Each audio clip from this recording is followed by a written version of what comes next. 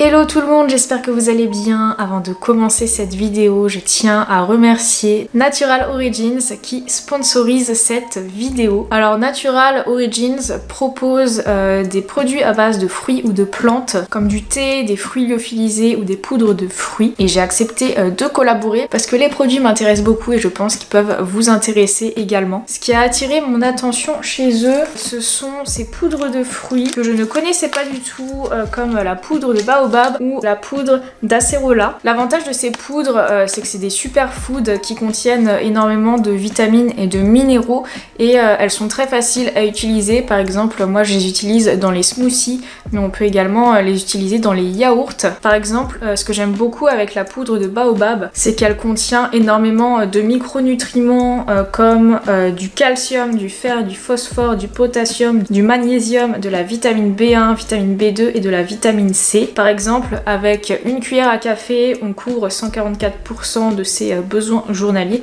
en potassium et la moitié de ses besoins en magnésium. Le magnésium qui est un élément pas si facile que ça à trouver. Donc ça permet d'ajouter tous ces éléments-là dans son petit déj par exemple, sans acheter de compléments alimentaires. Faut savoir que c'est pas des éléments qui sont rajoutés dans la poudre, hein. C'est directement issu du baobab. Cette poudre de baobab est issue d'une ONG au Ghana qui favorise le travail des femmes. Et c'est un bon moyen d'améliorer leurs conditions de vie. Et l'avantage de l'acérola, idem, c'est directement une poudre issue du fruit. Donc l'acérola, pour info, c'est une sorte de cerise qu'on trouve au Brésil. C'est une bombe de vitamine C. Et par exemple, une petite cuillère à café dans vos préparations, ça vous permet de largement couvrir vos besoins journaliers en vitamine C. Donc si vous voulez faire une petite cure pour être en forme, c'est un très bon moyen qui est différent des ampoules ou des gélules. Et en plus, ça apporte un goût sympa dans les préparations. Donc voilà, ces deux poudres sont bio et c'est vraiment des bombes de micronutriments qui sont très intéressants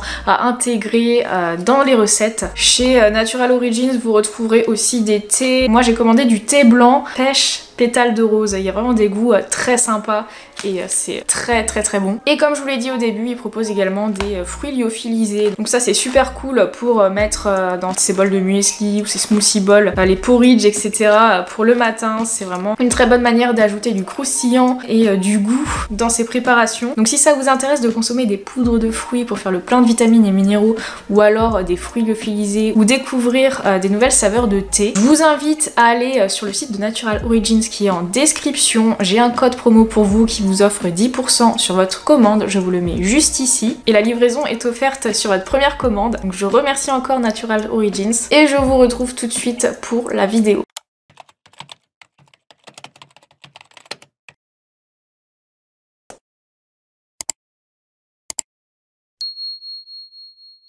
Le sujet du vlog Une journée dans mon assiette d'aujourd'hui, ça sera 5 choses que vous devez arrêter de faire en musculation ou en tout cas que vous n'avez pas besoin de faire. Ce sont des choses qui sont très surcotées en muscu, mais qui peuvent vous faire perdre du temps pour rien, perdre de l'énergie pour rien, voire même vous faire tourner en rond. Et ce sont des choses que je vois encore trop souvent chez les pratiquants et les pratiquantes. Donc je vais vous dévoiler ces 5 choses qui sont inutiles ou presque que j'ai notées. Je vais essayer de nuancer également parce que tout n'est pas à jeter dans ces conseils bien entendu. Ça vous permettra de vous faire une meilleure idée et d'être plus intelligent dans votre pratique de la muscu. Mais avant ça, je vais préparer mon petit déj, il est déjà tard en ce moment, je mets pas de réveil, c'est le bonheur par contre, je me lève assez tard, je traîne au lit, etc. Donc je commence mes journées beaucoup plus tard. Donc je fonce me faire mon petit déj qui sera très coloré. Ce matin, ça sera un ice cream. J'utilise quasiment toujours les mêmes ingrédients, à savoir de la mangue surgelée, des fruits rouges surgelés, une banane, du fromage blanc, mais cette fois je rajoute de la poudre de baobab, j'ajoute de l'eau et je mixe le tout. En topping, je mets le reste de la banane et un peu de myrtille lyophilisée. C'était une tuerie extrêmement riche en vitamines et minéraux.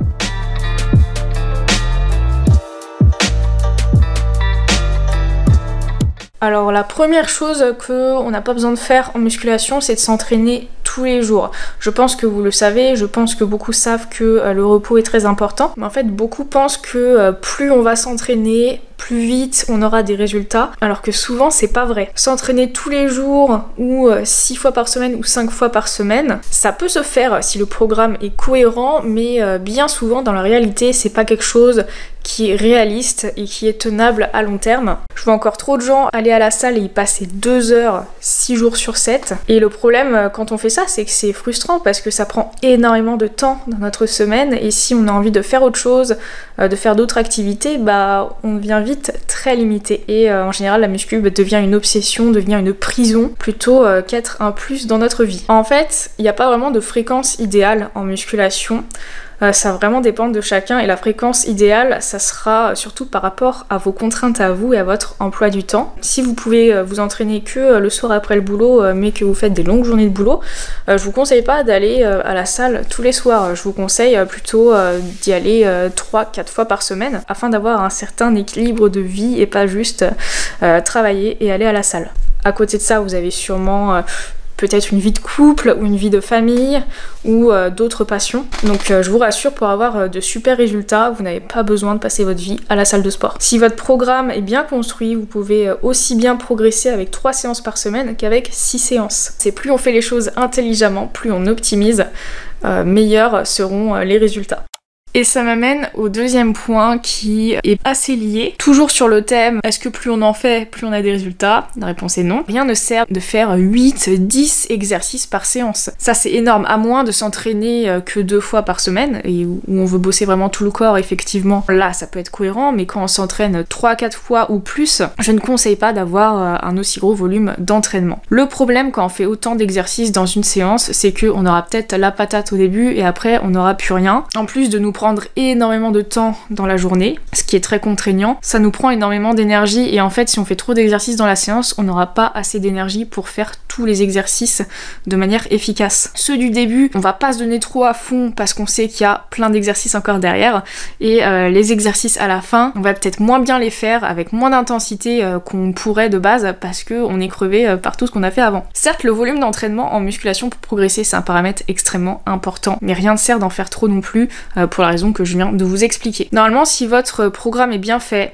si le choix des exercices est cohérent avec vos objectifs, vous ne devriez pas passer plus d'1h30 à faire vos séances. En 1h, 1h30, il n'y a pas le temps de faire 8 exercices. Moi en général, mes séances contiennent 4 ou 5 exercices et en 1h, voire 1h15 grand max, c'est plié. Sauf en ce moment, je fais un cycle de force, c'est la structure des entraînements est complètement différente, ce qui fait que mes entraînements durent 1h30. Mais pour mes entraînements classiques, que je fais 99% du temps, ça dure 1h, 1h15, échauffement compris. Parce que j'ai choisi des exercices qui me permettent de travailler plusieurs zones en même temps.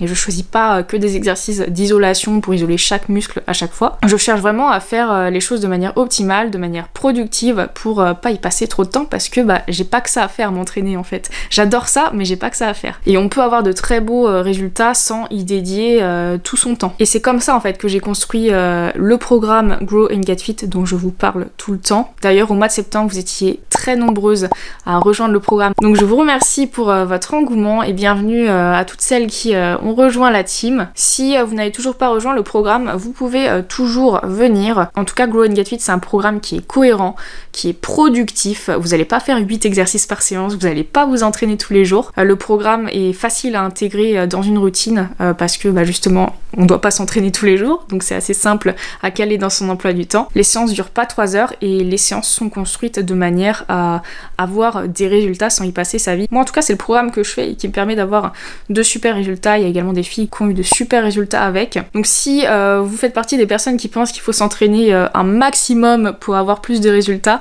eh bien je vous conseille vraiment de rejoindre le programme. Vous risquez d'être surprise. Attention, je suis pas en train de dire qu'il faut pas faire d'efforts. Bien au contraire, je suis juste en train de dire que c'est très cliché de penser qu'il faut s'entraîner tous les jours pendant 2 heures. C'est totalement faux et c'est même contre-productif. Ce midi, ça sera assiette composée de riz noir, de lentilles, d'un œuf dur, du poivron, de carottes, de la vinaigrette et comme souvent, pas une salade sans croûtons.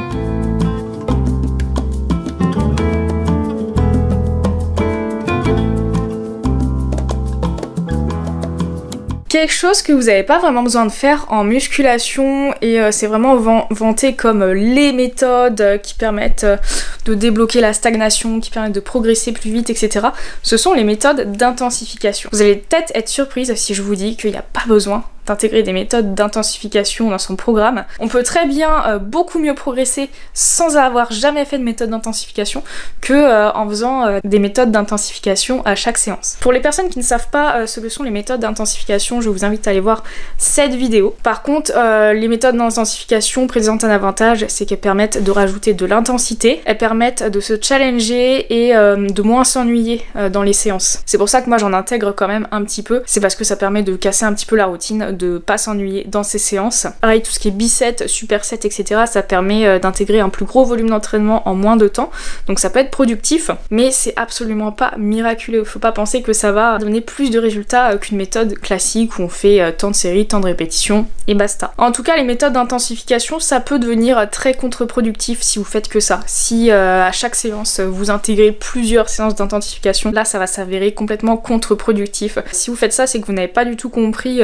comment fonctionne l'hypertrophie et du coup bah vous n'aurez pas d'hypertrophie, donc pas de résultat. Donc voilà, les méthodes d'intensification, pourquoi pas, ça permet de casser la routine, de se challenger un peu, mais faut pas que ce soit la base de vos séances et faut pas jurer que par ça. Faut pas penser que ça vous apportera plus de résultats parce que c'est complètement faux. Partez du principe que vous pouvez très bien progresser sans ces méthodes d'intensification.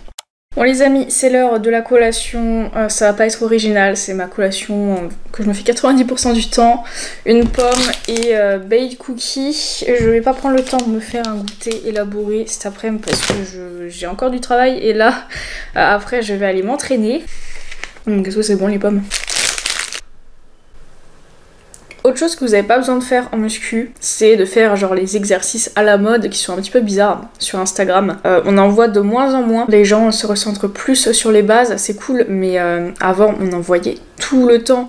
C'était limite le concours de qui fera l'exercice le plus original en fait. Et en fait ce qui donnait envie de faire ces exercices c'était le physique des filles qui réalisaient ces exercices. En général c'est des exercices qui mettent bien en avant les fessiers, etc. Enfin sur la vidéo. Et du coup on se dit que c'est un exercice qui nous donnera les mêmes résultats. Vraiment si j'ai un conseil à vous donner, si vous faites vous-même votre programme, restez sur les bases. Dès que l'exercice est un peu bizarre ou qu'il s'effectue sur une machine de manière détournée, franchement laissez tomber. J'ai très longtemps fait cette erreur là, d'intégrer toujours des nouveaux exercices de plus en plus farfelus. Donc j'étais la meuf qui faisait des exercices chelous dans la salle et ça m'apportait aucun résultat. Et en fait si je faisais ça c'est que j'essayais de trouver des exercices qui font grossir les fessiers sans muscler les cuisses. Parce que c'était vraiment mon complexe à l'époque, je voulais pas grossir des cuisses. Anatomiquement parlant, c'est pas possible d'avoir des fesses très musclées et des cuisses pas musclées. Si on fait que des exercices d'isolation fessier, on va pas aller loin parce que pour grossir, le muscle il a besoin d'être contraint à un stress mécanique, c'est-à-dire une certaine charge. Si on isole juste les fessiers, et à un moment donné, on va être très limité niveau charge et du coup on progressera plus. Et c'est pour ça que je vous recommande de faire souvent des exercices polyarticulaires type squat, fente, soulevé de terre, qui travaillent certes pas seulement les fessiers, mais il y a des techniques pour accentuer le travail sur les fessiers, mais qui sont redoutables pour faire grossir les fessiers. Sinon, en exercice mono-articulaire, il y a le hip thrust qui est, disons, l'incontournable pour les fessiers aussi.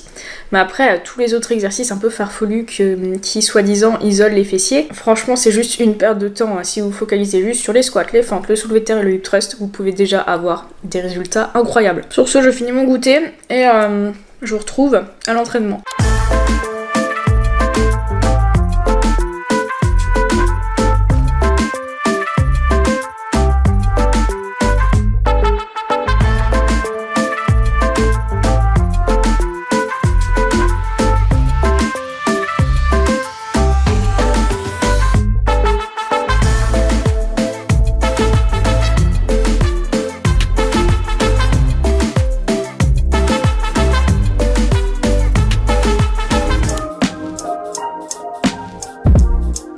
Je vais me préparer un de mes repas favoris, à savoir des quesadillas.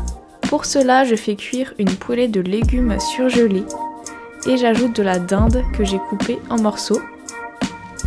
Ensuite, je verse le tout dans un saladier. J'ajoute de la purée de tomates, de la sauce sriracha, de l'emmental râpé et je mélange. J'étale ça dans un wrap que je plie de cette façon et je fais griller à la poêle.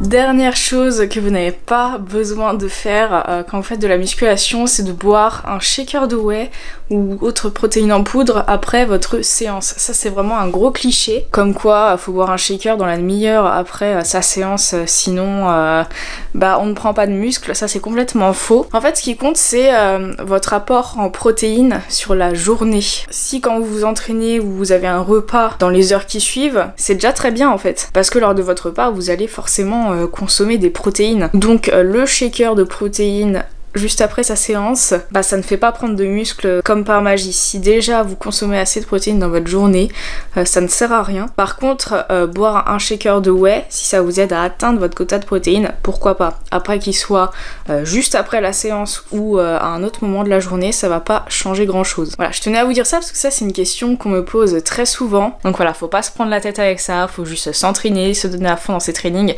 et manger correctement sur la journée, c'est-à-dire suffisamment de protéines et suffisamment de calories. J'espère que ce vlog vous aura plu. N'oubliez pas de mettre un like, un commentaire et de vous abonner pour soutenir ma chaîne. Et on se retrouve très bientôt pour une nouvelle vidéo.